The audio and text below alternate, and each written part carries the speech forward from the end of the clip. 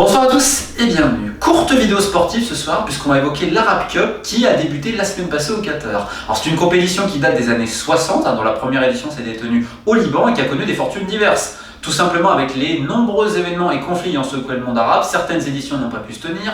À un moment donné, on a même créé une autre compétition, la Palestine Cup, qui ensuite a été réservée aux équipes de jeunes. Puis finalement, on est revenu sur l'Arab Cup. Il y a certaines nations qui participaient, comme l'Irak, qui avait gagné 4 fois le trophée et qui, suite à la guerre du Golfe, ne sont pas revenus. Ensuite, il y a des problèmes de financement, de sponsoring. Et puis surtout, elle est quand même reléguée, notamment par les pays du Golfe, après la fameuse Coupe du Golfe, qui attire beaucoup plus de sponsors et beaucoup plus l'intérêt des familles royales. Donc, l'Arab Cup, au final, la dernière édition est de 2012, c'est une compétition qui se dispute en plus en dehors du calendrier FIFA, ce qui fait que les clubs ne sont pas tenus de libérer leurs joueurs, notamment les clubs européens. Donc c'était un tournoi en décrépitude, et puis finalement la FIFA a décidé de revivifier, de donner une seconde vie à ce tournoi, et c'est pour ça qu'on parle de la FIFA Arab Cup. Pourquoi ? Parce que le Qatar aussi cherchait à organiser un événement assez important, plus que des simples qualifications Coupe du Monde, comme ils l'ont fait pour la zone Asie et ce qu'ils vont faire en mars pour la zone Océanie, mais faire un véritable tournoi. Et donc, un an avant le Mondial 2022, on a cet Arab Cup qui sert un peu de préliminaire, on va dire, aux pays hôtes. Alors, évidemment, c'est une compétition assez folklorique, parce qu'on a des pays qui viennent un peu de partout, et quand je dis folklorique, pourquoi ? C'est parce qu'il y a toujours des histoires dans l'Arab Cup, c'est toutes les compétitions de la zone Asie. Et là, vous mélangez donc des pays qui sont dans la zone Afrique avec des pays qui sont dans la zone Asie, ça donne des histoires exceptionnelles. Ça donne par exemple en tour préliminaire le Soudan du Sud, bon, peu spécial, mais dans le comparable, mais bon, soit ainsi. Et finalement, ils ne peuvent pas jouer parce qu'il y a des problèmes Covid, etc. Donc ils ont fait un petit forfait. On a eu la Somalie qui va s'incliner 2-1 lors du tour préliminaire, qui a eu énormément de problèmes avec un team manager, agent, les joueurs qui ne voulaient pas jouer, etc. Enfin bref. Il y a eu pas mal de galères comme cela, et finalement, la Coupe Arabe Tarus, qui avait ce tour préliminaire pour les plus mauvaises nations. On a vu par exemple le Soudan battre la Libye, ça allait faire des événements de ce tour préliminaire. Et aujourd'hui, vu que j'ai pas le temps de faire un montage, parce que demain ou après-demain sort la plus grosse enquête, je pense, de l'histoire d'abus sexuels sur mineurs dans une fédération sportive internationale, on aura le temps d'en revenir, donc j'ai fait les 4 groupes comme ça. Et vous allez voir que ce qui est intéressant dans cette Arab Cup, c'est qu'on a plusieurs profils d'équipes. Parce qu'on a plusieurs pays qui vont jouer une compétition importante, comme la CAN. On a le Maroc, on a l'Algérie, on a le Soudan notamment. Et donc, avec des stratégies différentes. Et vous avez d'autres nations qui vont disputer la suite des qualifications de Coupe du Monde, notamment en zone Asie. Alors c'est pour ça que vous avez des équipes au top. Regardez dans le groupe A par exemple. Qatar, Irak, Oman, Bahreïn. Le Qatar, eux, qu'est-ce qu'ils font ? Eh bien, ils ont mis leur équipe quasiment type. Parce que tous les événements auxquels le Qatar participe maintenant depuis 2 ans, c'est en vue de 2022, c'est de construire un groupe, donc il y a une certaine stabilité. Pareil, si on va dans le groupe 2, pour les Émirats Arabes Unis, qui sont avec la Tunisie, la Syrie et la Mauritanie, ils ont un groupe top, on va dire pour eux, du moins ils sont à leur maximum, avec même quelques naturalisés sud-américains qui ont obtenu la nationalité émiratie. Et pourtant, à l'inverse, dans une autre nation du GCC, l'Arabie Saoudite qui est dans le groupe C, et bien là c'est l'inverse, on a amené les jeunes. L'Arabie Saoudite c'est une sélection presque espoir qui est d'ailleurs coachée par un adjoint d'Hervé Renard, si je ne dis pas de bêtises, c'est Laurent Bonadei, si je le prononce peut-être un peu mal, le français. Donc ça c'était intéressant à noter. Et de l'autre côté, vous avez pas mal de nations africaines qui sont engagées pour la prochaine Coupe d'Afrique des Nations. Vous avez notamment dans le groupe C avec l'Arabie Saoudite, vous avez le Maroc qui a amené donc des locaux et d'autres joueurs. Vous avez l'Algérie et l'Égypte et le Soudan dans le groupe D avec des stratégies différentes. Le Soudan, c'est plus ou moins une grande répétition générale. Pourquoi ? Parce que la plupart des joueurs aussi soudanais évoluent dans le championnat local. Il y a quand même des très hauts clubs, Al-Mihrir notamment, même s'il y en a quelques-uns de la diaspora. Et le Soudan essaye de faire appel de plus en plus à la diaspora. Donc c'est pas complètement type, mais ils ont une équipe importante.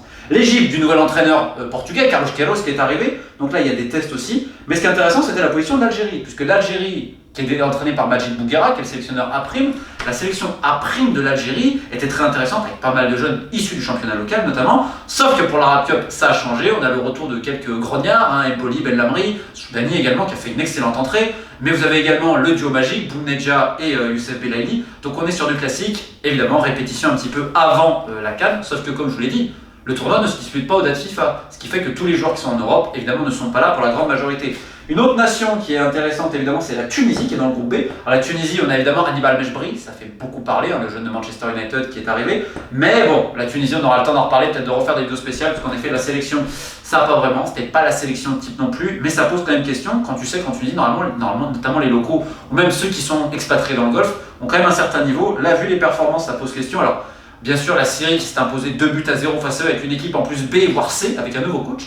La Syrie qui a un coach roumain maintenant, si je ne dis pas de bêtises, Monsieur Tita qui est un expert, il a fait des clubs à Alep, etc. C'est très intéressant à noter, c'est que les coachs roumains, comme Darius Marin et autres que je connais, Ils ont une grande expérience de la Syrie. Alors, ne me demandez pas comment, c'est une vraie question. Comment autant de coachs roumains sont arrivés en Syrie depuis 20 ans? C'est une vraie question. Mais l'équipe B de la Syrie, qui en plus était sur une série catastrophique en éliminatoire mondial, même s'ils ont simulé tout le match et qu'ils ont essayé de gagner du temps et que c'était la commedia dell'arte sur le terrain, c'est pas normal que la Tunisie se fasse péter 2-0 par la Syrie quand même, hein, par l'équipe B de la Syrie. Pas vraiment normal. Donc si vous voulez, c'est vraiment des fortunes diverses pour toutes les équipes. On a aussi la Mauritanie, du nouvel entraîneur français, De Rosa, qui a remplacé Corentin Martins. Alors là pareil, une sélection un peu un mix, parce qu'il n'a pas pu appeler justement trop de joueurs qui évoluent en Europe. Et c'est intéressant au niveau idée de jeu, c'est ce qu'il est en train de mettre. Après dans les sélections justement qui font appel notamment à leur diaspora ou aux joueurs expatriés, on a l'Irak et le Liban. L'Irak du groupe A, l'Irak est dans un état catastrophique, c'est le champ de ruines irakien. Mais vraiment, alors j'aime pas faire de comparaison vis-à-vis du pays, mais alors le football c'est une catastrophe, c'est Babylone, parce que, alors outre l'alcool pestilentiel que sentent certains dirigeants, et je peux en témoigner, puisque quand j'étais au Bahreïn, le média est venu vers moi, il puait le whisky à 10 mètres, il était 5h de l'après-midi, il y avait entraînement après, tu te dis dans quel état il a terminé? C'est une vraie question. L'Irak, donc, qui change de coach une autre fois, plus que Dick Advocat, aussi un grand coach néerlandais qui avait pris la sélection A, c'était une catastrophe, notamment avec son staff, notamment 2 personnes de son staff, Petrovic ou Petkovic, j'ai un doute, qui est monténégrin, qui s'occupe de l'équipe là actuellement.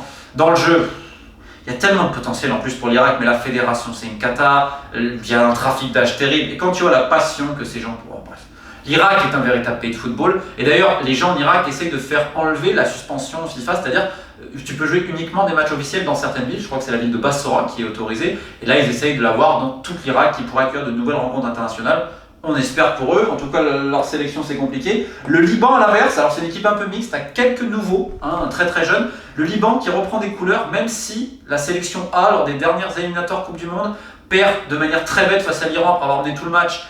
Même si l'Iran avait dominé, l'Iran met 2 buts dans le temps additionnel, boum, et s'est fait voler face aux Émirats. On ne peut pas dire l'inverse, ça a été absolument un scandale, ils ont perdu 1-0, ce qui hypothèque grandement les chances du Liban pour passer le prochain tour de qualification à la Coupe du Monde. Donc là c'est un peu une autre répétition, ça donne la chance à d'autres joueurs. Si vous voulez, ce qui est intéressant, c'est toutes ces nations-là, comme la Palestine qui a un nouveau coach, un coach tunisien, si je ne dis pas de bêtises, Daboub, quelque chose comme ça. Et là, on part sur une nouvelle équipe avec d'autres jeunes, etc. Ça marche plutôt bien, c'est intéressant. Et après, vous avez, on va dire ceux qui sont assez stables. La Jordanie, soit un effectif stable, t'attends pas grand-chose, c'est assez classique. Tu sais le niveau de la Jordanie, c'est pareil pour le Bahreïn, c'est un peu pareil pour Oman également.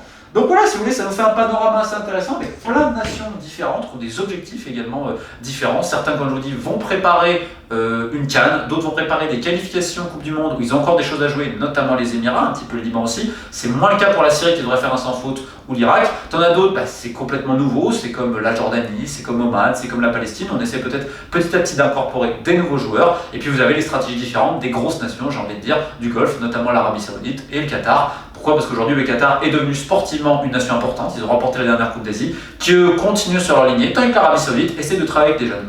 Bref, on le voit que c'est passionnant. Il y aurait plein d'anecdotes assez folkloriques à dire entre les changements de coach et tout ça, mais je laisse ça à d'autres. Sur ce, je vous souhaite une excellente fin de journée et cette semaine, activez bien la cloche, soyez vraiment présents parce que c'est très important jusqu'à la fin de l'année, tous les dossiers qui vont sortir. C'est pour ça qu'il y a peu de vidéos actuellement, pas de montage. C'est parce que j'y retourne, mais je voulais pas vous abandonner et ça me permet de parler d'autres choses un peu plus joyeuses. Je vous dis une bonne fin de soirée et keep the faith parce qu'il va vraiment falloir cette semaine.